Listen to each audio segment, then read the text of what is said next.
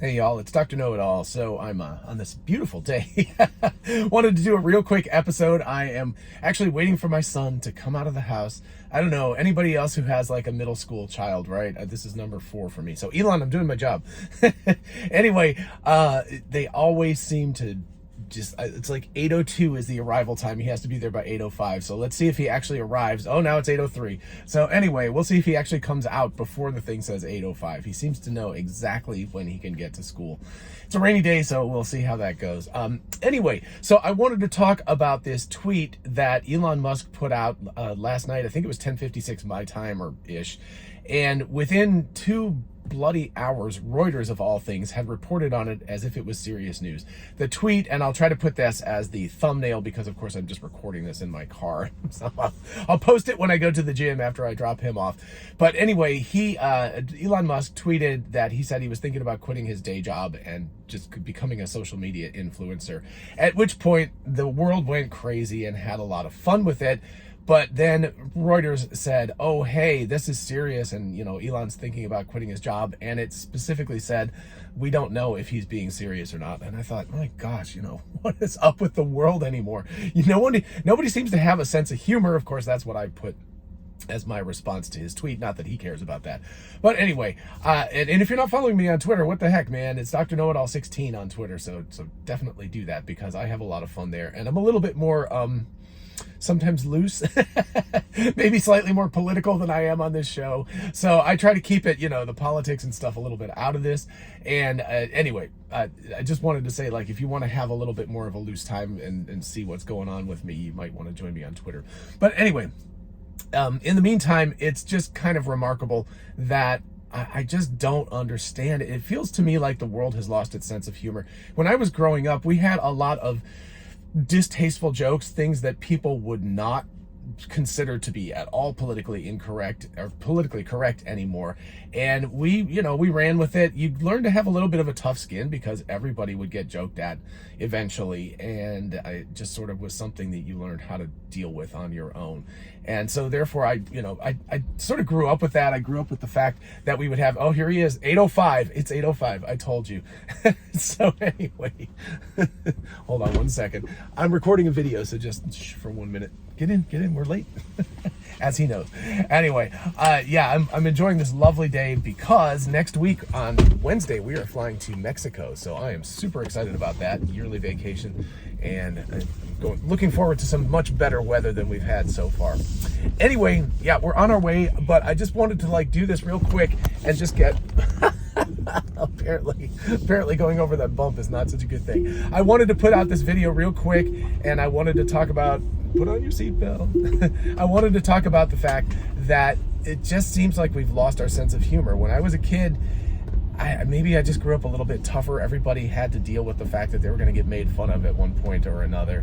And you can say what you will about that, but at least there was a little bit more resilience in people those days, and there was a little bit more ability to understand humor. I actually personally feel like humor, I don't know, do you feel this way? I feel like humor is a kind of a sign of intelligence. You need to be able to put yourself in somebody else's mind and figure out what they would think or what they would find humorous.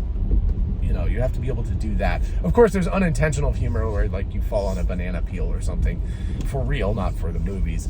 But in order to execute actual humor, you have to be able to, have a consciousness that goes beyond yourself, and you have to be able to think about what other people's, what their mindset would be, what their mental image of the world would be, and find a way to disrupt that.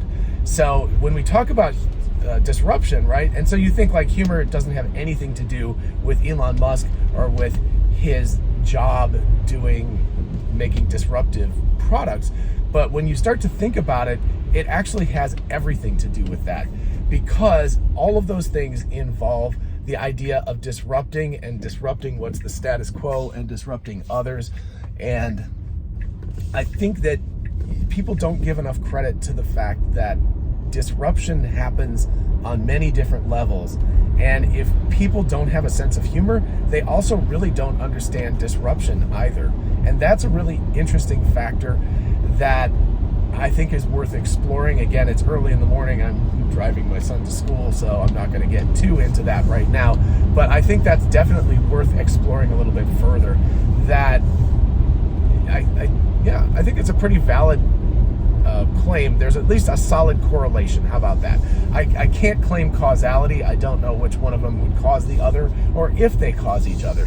But my hypothesis would be that they actually do influence each other, and that intelligence and a sense of humor actually go hand in hand, and they are causally linked.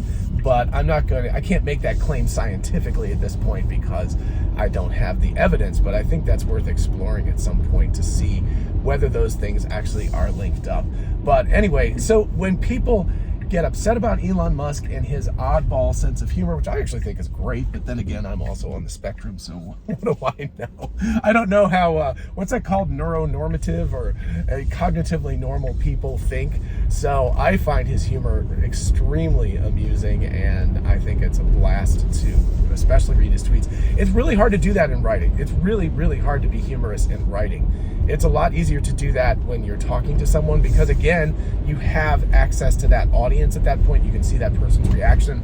You know, if you've ever watched a comedian perform live, you can see him or her reacting to the audience and kind of getting that sense of like, okay, is this joke landing or is this joke just falling flat? And do I need to change tacks? And so that kind of thing is much easier to deal with when you're actually dealing with a live audience. But and also just you can do timing changes and things. You know, you wait, if you pause for 3 seconds before delivering the next line, then it's funny. Whereas if you didn't pause at all, it wouldn't be funny.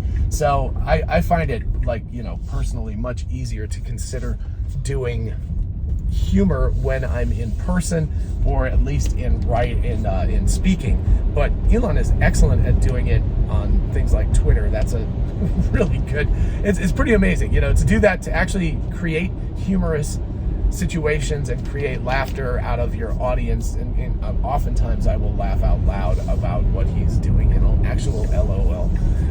It's a great way to wake up in the morning. Elon Musk has a tendency to, I think he like pays attention to when I go to bed. He's like, as soon as John goes to bed, I'm going to start tweeting. So I know that's exactly what he's waiting for.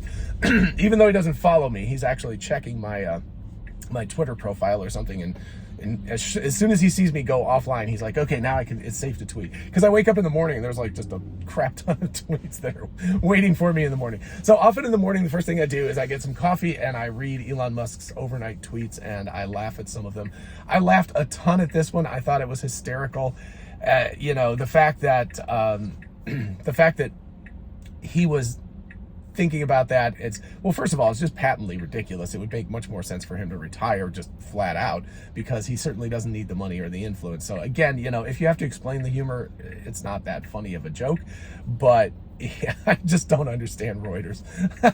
I feel like somebody was sleeping. Sawyer Merritt was the first one who noted it, and it was 2 hours. It was within 2 hours of Elon Musk's tweet. There was an actual Reuters report about it. And think about that. Reuters is, you know, they're serious news, and they're reporting on what was obviously a humorous tweet as if it could be real. And Elon actually responded to Sawyer Merritt's tweet about that, laughing about it, and it was completely expected that would happen, that we would end up with a situation where someone would take this seriously. Probably a whole bunch of people will. Honestly, the stock market will open about an hour and a half from now. It's just about 8 o'clock, and I expect the stock market will, you know, Tesla shares will probably crash. So maybe I'll buy a couple of shares this morning, because, you know, if somebody's going to be that stupid and that ridiculous as to actually believe what Elon Musk is talking about when he's obviously being humorous, people, then you kind of deserve what you get. So I don't know. I wouldn't sell Tesla shares today, I think, is what I would suggest. Again, not a stock analyst. I'm really bad at that. But that's personally what I will be doing. I would not be, well, in fact, I won't be selling Tesla shares anytime in the next 10 years. But it might be a good time to look at the stock market and perhaps consider buying a few more shares. Anyway, that's a lot of stuff. Humor, intelligence, disruption. People who can't understand humor, in my mind, kind of drop down the intelligence scale. And in the meantime, pay attention to Tesla stock today if you're interested in buying, because you never know. Like I tweeted in response to Elon Musk, I said, well, I know which one of us the stock market, crashes if you sneeze, that would definitely be him. So we'll pay attention to it. Anyway, in the meantime, have a lovely day, everyone, and I will see you all again soon. Bye-bye.